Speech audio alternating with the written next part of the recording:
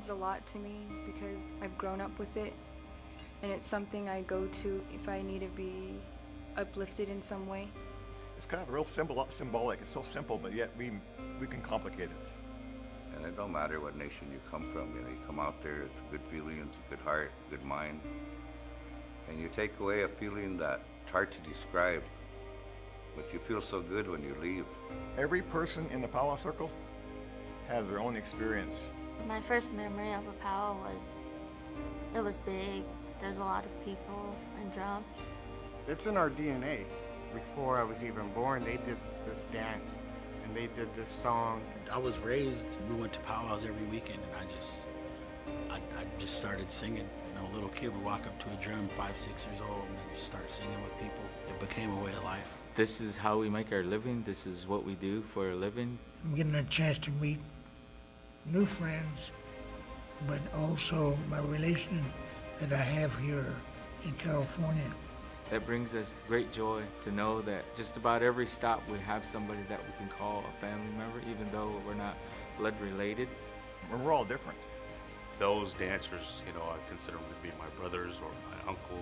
A long, long relationship with all of those guys. There's something about, I think, that spirituality in there, where these songs came from. The power of prayer and our faith that we have as Native people is great. That's what, when we all come together, it even gets more powerful.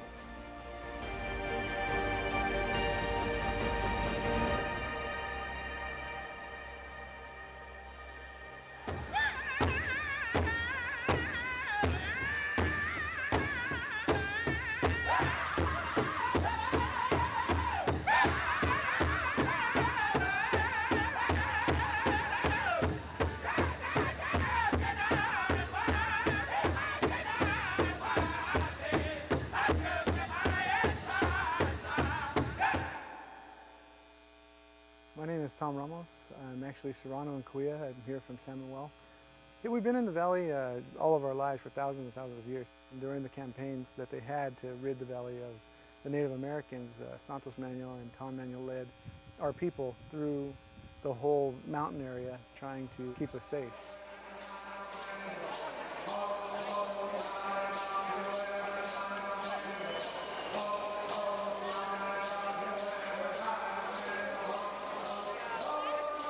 Where we didn't have the drums, we had the gourd rattle. There were flutes that we did have. And we have a different aspect of how we do music. And what the music sings about is our bighorn sheep songs, as well as celebration songs, traveling and migration songs. We share that with not only just our community here in San Bernardino, we share that also across the United States, but also with other Native communities that often have questions about what it is that we do over here. A lot of them didn't know, some of them didn't even know there were Native Americans out this way. It takes a lot of effort on your part to learn the songs, to know their order, to be able to get involved into the whole balance of songs, I guess the way to say.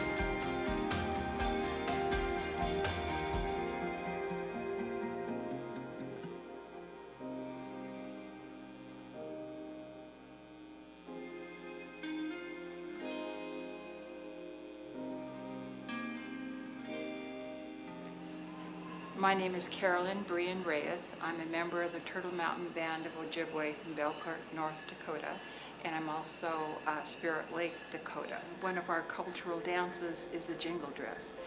Each one of the jingles on this dress is actually from the lid of the old tobacco. Well, they save the top of the can, and they actually use that lid, and they rolled it. We have anywhere from 300 to 400 jingles on here. When we do this dance, we always move forward, or we go in a circle. And so we started doing this, and one of our elders was very ill, and his daughter was very ill with the flu. After them doing the dance and offering prayer, she eventually became well. So this dress is referred to as a healing dress. Oftentimes people, if they're ill, they'll ask the jingle dancers to go out there and pray and dance in a circle and offer prayers. So it's very fulfilling to be able to do this. I'm 69 years old, and to be able to dance this way at my age is just a real gift, and I try to give it back. I dance for the people.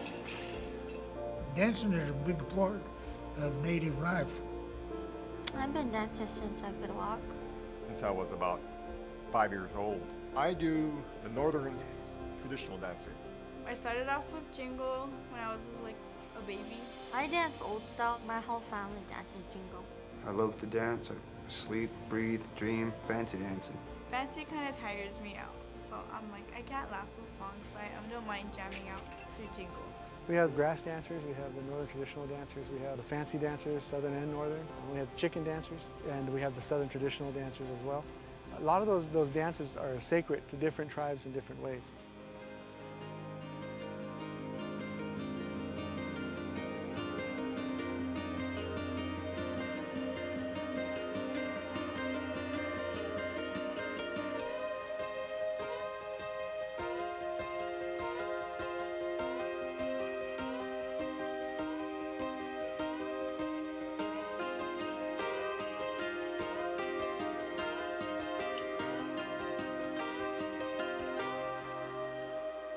Dances, there are certain ways to do them, and in doing those in that way, we ensure that our history and culture stays strong. The songs, where they come from, who's singing them, who's made them, what purpose they were made for. Some of the songs that they sing here are old warrior songs, old fancy dance songs, old family songs. They bring that out, they bring that athleticism that a human being and a person possesses. Good drums always make me want to just dance my heart out. A lot of the songs have special words in them. It makes a dancer move, makes them think of family, and puts them in a whole different other world.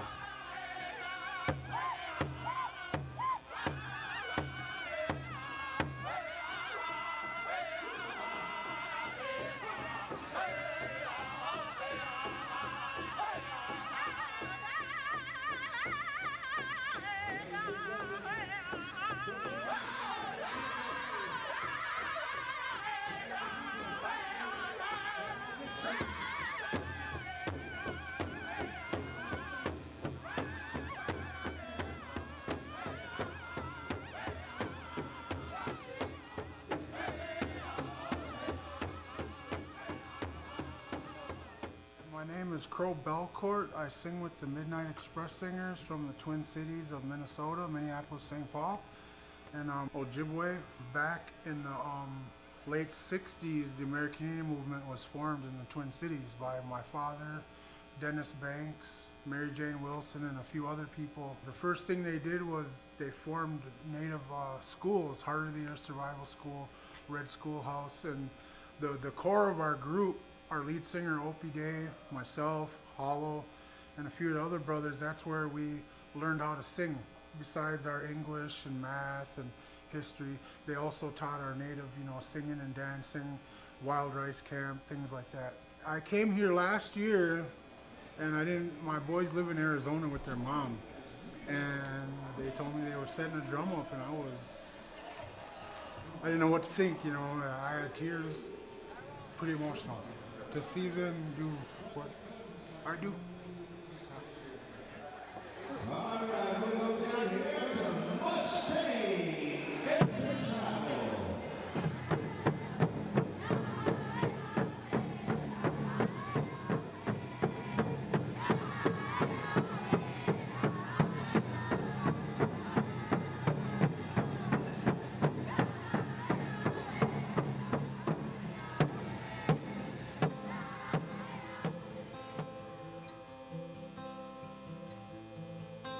You get to see the stages of life that are going to pass on to the young ones when you see the tiny tots walk out there.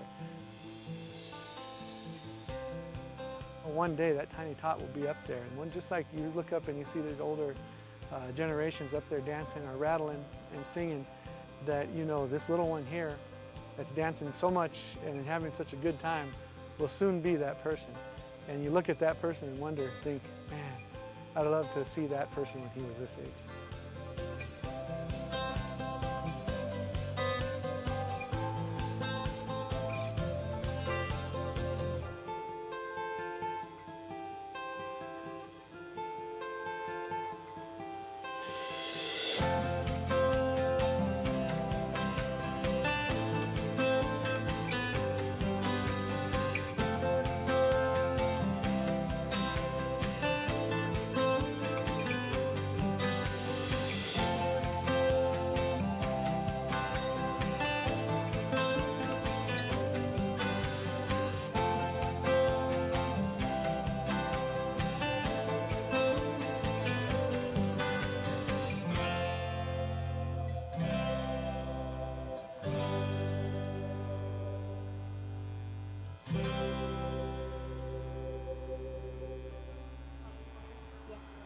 I'm baby Clarissa Morningun. I am 12 years old. I'm in the 7th grade. I'm Yakima, Squamish, Blackfeet, and Cowichan, and I dance jingle. I'm Maki Branico Branson. I'm 9 years old. I dance traditional. I'm in 4th grade. And I'm Spokane, Flathead, and Kalispell. I live at Washington and he lives at Seattle, so we live pretty far from each other. But last year we adopted each other as sisters, so we're basically sisters now. I think Powwow is really cool because you get to make new friends. It's like basically like a community, like lots of people like work together and stuff, so it's really cool. We get to meet all our friends and sisters and cousins. And then you get to learn some new songs and just dance your heart out. I was getting bullied at school, and I realized that lots of people are not standing up to this. Suicide is really big in the Natives community, so we formed a couple of people, and it only started about 7 girls, and it's been getting bigger and bigger every powwow. We have about 30-something kids now, and so it's pretty big, and all we do is just basically team dance, and we dance for bullying and cyberbullying, and we dance for our elders and veterans and people who can't walk or dance anymore.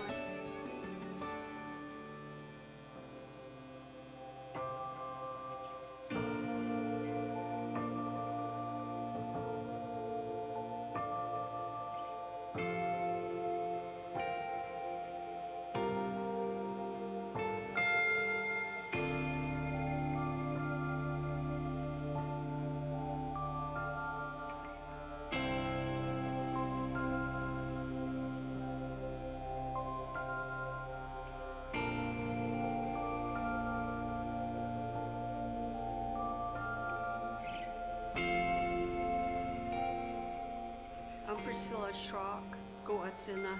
That means greetings. And how are you all? Goatze. I belong to Pueblo of San Domingo, and today we go by Giwa. That's our Indian recognition of our tribe now. I've been coming to San Bernardino, San Manuel Pow Wow since this powwow started. The first time at this powwow was probably 15 years ago, but I actually just started vending 2 years ago. I used to just mostly dance.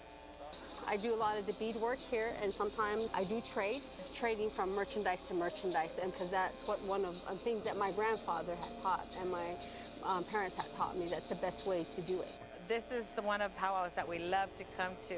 We were just excited to come back, and we love the atmosphere and the people. They take care of us. These guys over here, they have a tradition behind them. This is what we call the spiritual mask. When somebody passes on to the spiritual life, what we do, we cremate their body, and their ashes will paint our faces to carry on their spirit. In a lot of ways, that is one of our tradition and culture. your family that have gone on is always with you, blessing us, giving us strength, guidance, and so that's why we keep coming to the occasions like this, to be together, to support one another. And then also a guidance to many of our children that are out there that are lost. They come and find us and we talk to them. So that the powwow itself is a teaching. If not at home, it's out there in the arena. Cruz started the powwow and we got to know him real well. And he had a short life too. Cruz was a very compassionate man. He went out of his way to greet you, say hello, carry on conversation. He was a very entertaining man. He made you feel like you belong. So we really enjoyed that. We really missed him. It's just hard, you know, sometimes to talk about someone you still miss. And you know, me and him grew up together as small kids. You know, we grew up at my grandmother's house, Martha Chacon, and I used to stay with his family a lot when I was little. We did a lot of things together. We were very close. I baptized his kids, he baptized mine. We spent a lot of our holidays together. We grew up like brothers. With him and I, it just seemed to mix for us, you know. He loved our tradition, he loved our culture. He was big on bird singing.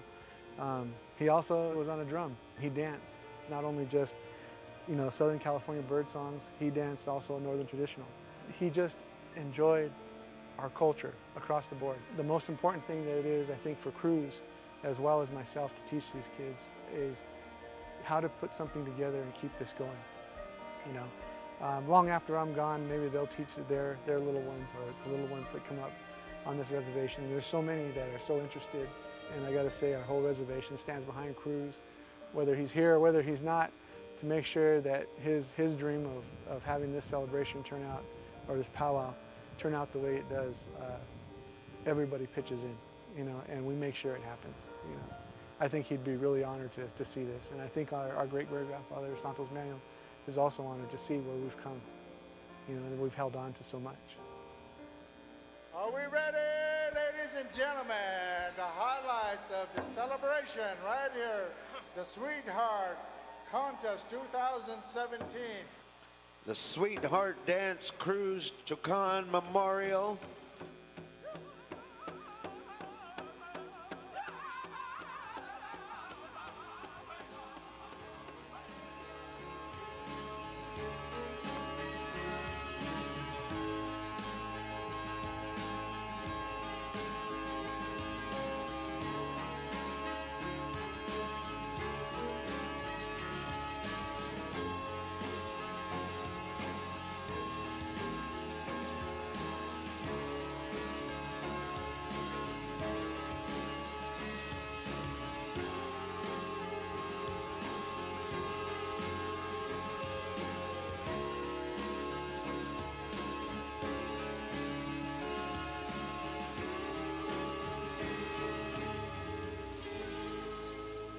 And your champion for $10,000 goes to number 71.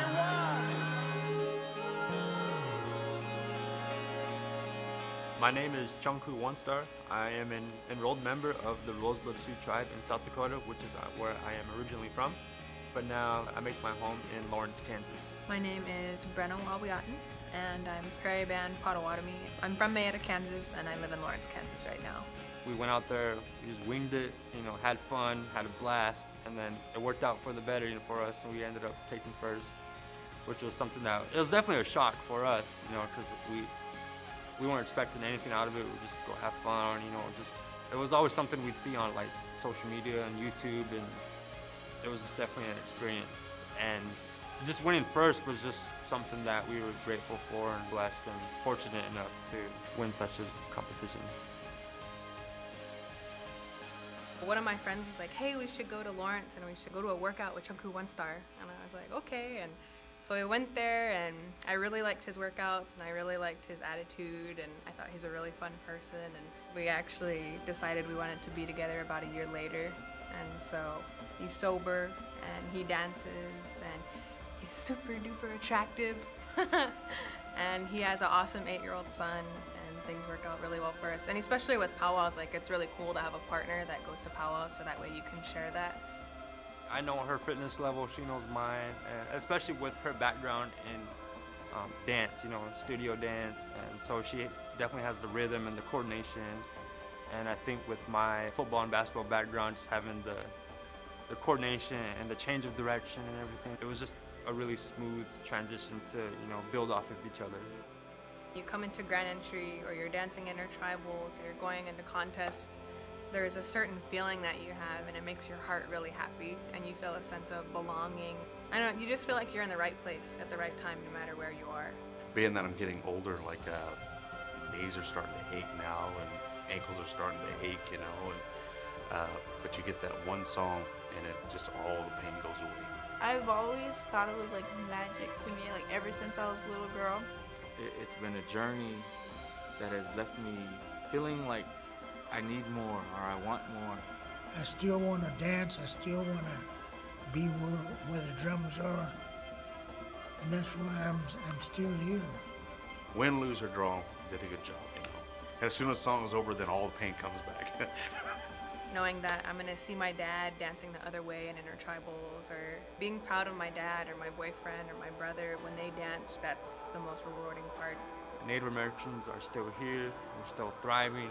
You see so many little kids running around at the powwows in their outfits, are out there dancing, and so it's definitely good to know that the future generation behind us are already creating their footsteps within the powwow world as well.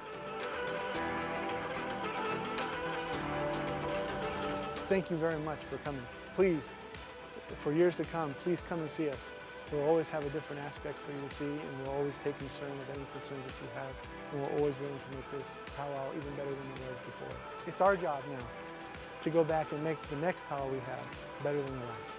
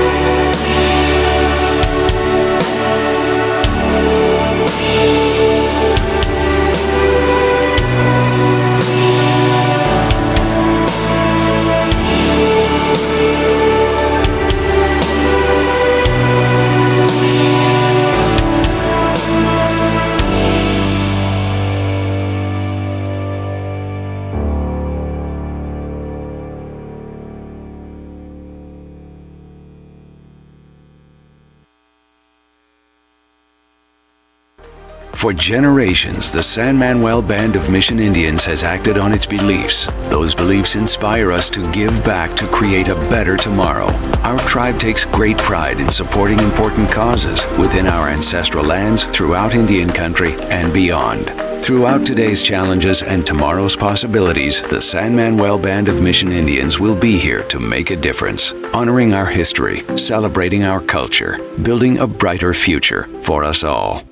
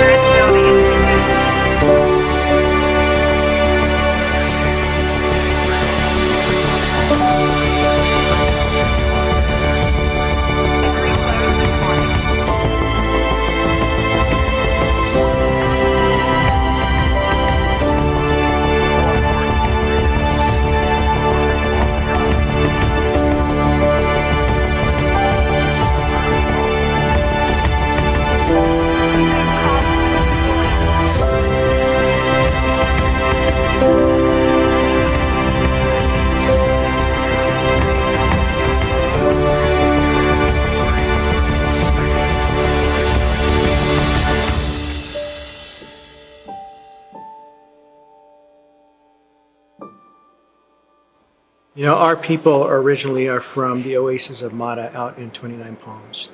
The story is told that our people came right out of the ground at the oasis of Mata, and that's how we came to be.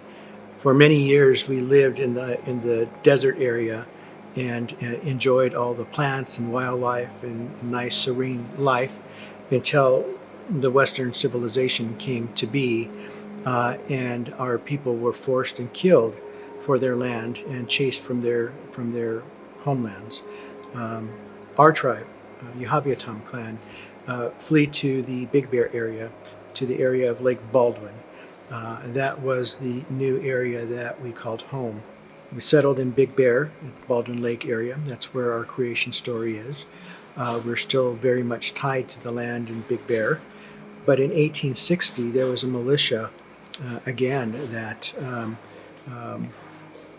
by order of the governor at that time, to rid the hills and the deserts and the valleys of Native Americans, the Indians. And so my great-great-grandfather took his family from the Baldwin Lake area during that time of the 1860 militia massacre and brought them to the lower valley here in San Bernardino. Our home now is in the foothills of San Bernardino, the San Bernardino Mountains. My great-great-grandfather took his family members to a canyon where they eventually settled. There was running water, and there was food to be gathered and hunting that was abundant, and so that's where they settled. In 1891, under executive order, presidential executive order, San Manuel Reservation came to be. Today we're thriving. Today we're a thriving tribe. Today we're very successful. Today we have partnerships with the local communities, where at one time we struggled to have services on the reservation for our most basic needs, so electricity and water, indoor plumbing, those types of things didn't come along until the 50s and 60s.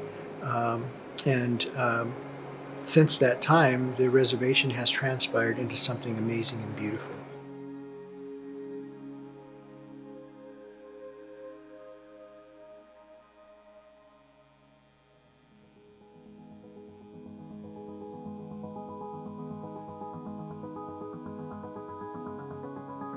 Back in, I want to say it was 1995, around that time, we had issues on the reservation with the response that we were getting from the San Bernardino City and County.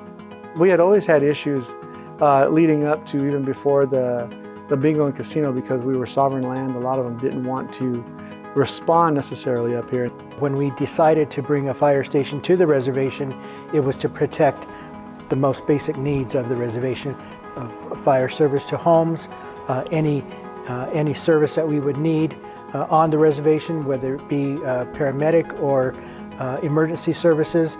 We also had the need for all of those as well because ambulance services back then would not show up to the reservation. They would sit outside the boundary of the reservation and watch while people were suffering instead of responding and coming right to the reservation. We had a group of tribal citizens, young tribal members who signed up with the Bureau of Indian Affairs to be hot shots for the fire department. That was Chris Duro, Tom Ramos, and Cruz Chacon. They would go out and fight.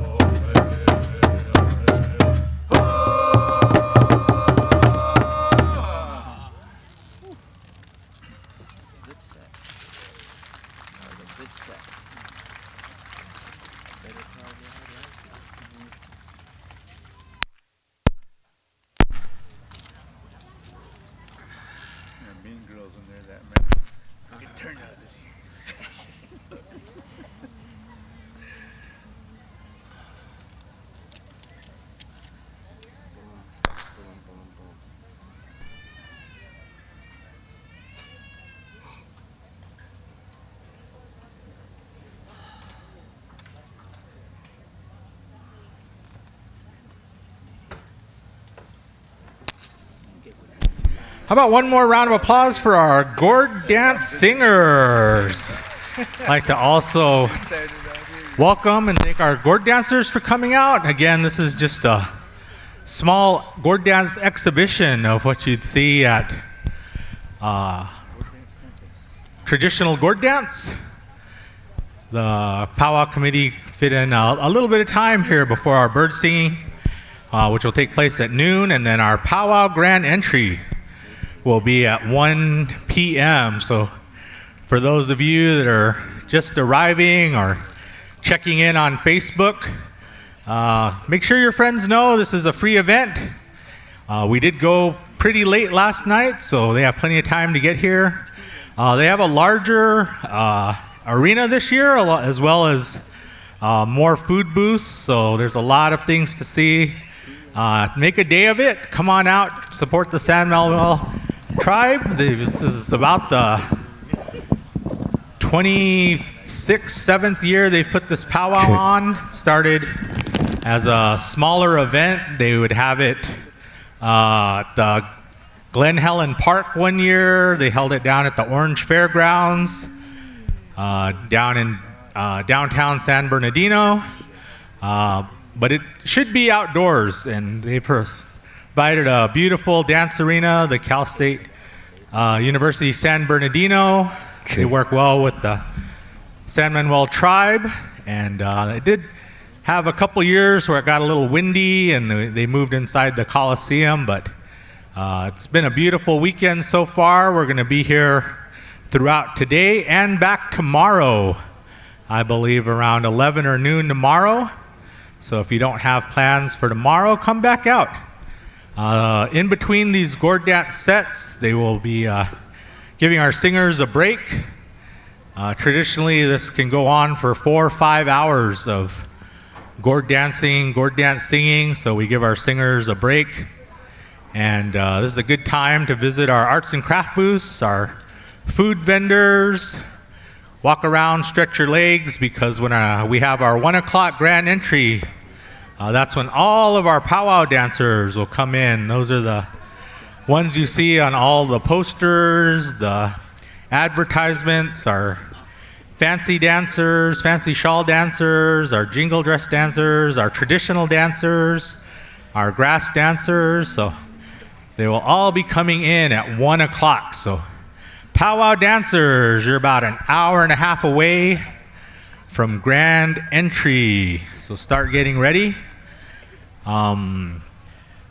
We do have our bird singers coming up at 12 as well, so if you're here for bird singing, you're about 35 minutes away. So bird singers also start getting ready. For this gourd dance, you could see up to 100, 150 gourd dancers at a traditional Oklahoma gourd dance. They used to take place around the hottest part of the summer, usually along with replacing what was known as the sun dance at the time. And they would dance for 3 days. Now they do it around the 4th of July. But because of people moving away for school or for work, they miss these type of dances, powwow dances, gourd dances, and people that moved away for school, maybe to here in the California area, Arizona as well, they miss these dances from back home, and when you get enough people that miss these dances, they would get together in the 50s and 60s with the Southern California Indian Center, and they would host a powwow. And then later on, you'd have people that missed this gourd dance, and they would have a gourd dance. So these dances that you see don't come from this area. We now call it the state of California. A lot of these dances that you'll see throughout the weekend come to us from the Plains tribes. We distinguish it between the northern and southern plains. Northern plains being between Oregon, Washington, up into Canada, across Idaho, Montana, into the Dakotas, Wisconsin, Minnesota area. And then you'll see dancers from the southern plains. That goes down from Nebraska, Kansas, down to Oklahoma. And so when we get into the powwow program, you'll hear northern drum groups, southern drum groups, northern categories, southern categories. But this gourd dance comes to us from what is now the state of Oklahoma. There are different origin stories, but particularly we'd like to thank the Kiowa tribe of Oklahoma. Many of those members have moved away from the little towns in southwestern Oklahoma. And so just about every weekend somewhere in the United States, you'll find a gourd dance, a powwow going on, usually when the weather's nice. I'm originally from Arizona, so we pretty much stop our powwows in May and don't pick up again till late September or October because it's just too hot during the summer. But we expect to have a beautiful weekend here in San Bernardino. We're waiting for the marine layer to burn off, bring out some sunshine like it did yesterday. But we give our singers these little breaks. So again, grab some food. We want to pick up some powwow memorabilia. The t-shirt booth is open as well. And we'll go into another set of gourd dance.